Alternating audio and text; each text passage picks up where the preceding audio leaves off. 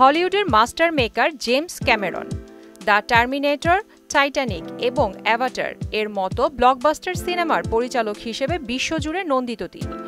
সম্প্রতি ইঙ্গিত দিয়েছেন দ্রুতই আসতে চলেছে অ্যাভাটার এর নতুন সিকুয়েল, আর এটি হবে আগের পর্বগুলোর চেয়ে অনেক দীর্ঘ সময়ের গল্প।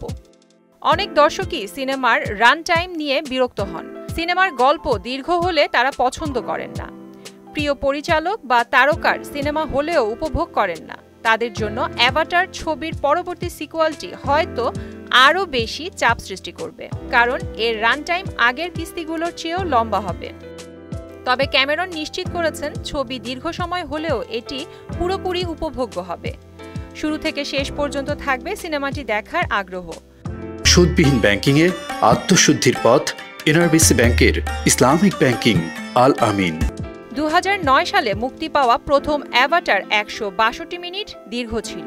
তার sequel Avatar the way of water ছিল 192 মিনিট দীর্ঘ।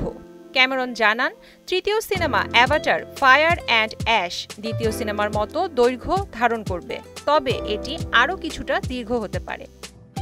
অ্যাভাটার ফায়ার অ্যান্ড অ্যাশ বর্তমানে পোস্ট প্রোডাকশনে রয়েছে। ছবিটি 19 ডিসেম্বর মুক্তি পাওয়ার জন্য প্রস্তুত হচ্ছে। কিছু সৌভাগ্যবান দর্শক ইতোমধ্যে সিনেমার রাফ কাট দেখেছেন এবং প্রাথমিক প্রতিক্রিয়া ইঙ্গিত দিচ্ছে যে ক্যামেরন দারুণ একটি সিনেমা নিয়ে হাজির হতে যাচ্ছেন। ক্যামেরন বলেন, আমরা চরিত্রগুলোর উপর গুরুত্ব দিয়েছি। সিনেমার দৃষ্টিনন্দন প্লট এবং দৃশ্যগুলো আগের পর্বের চেয়েও আকর্ষণীয় হবে। এর গল্পটাও দর্শককে সিনেমাটি দেখতে বসিয়ে রাখবে। তিনি আরও বলেন, এই পর্বের চরিত্রগুলো আমাদের এক ধরনের মিলিত রূপ, আমাদের শৈশব, বাবা মায়ের ভূমিকা, আমাদের করা ভুলগুলো নিয়ে আসবে। প্রিয়াঙ্কা নিতু, মোহনা ডিজিটাল।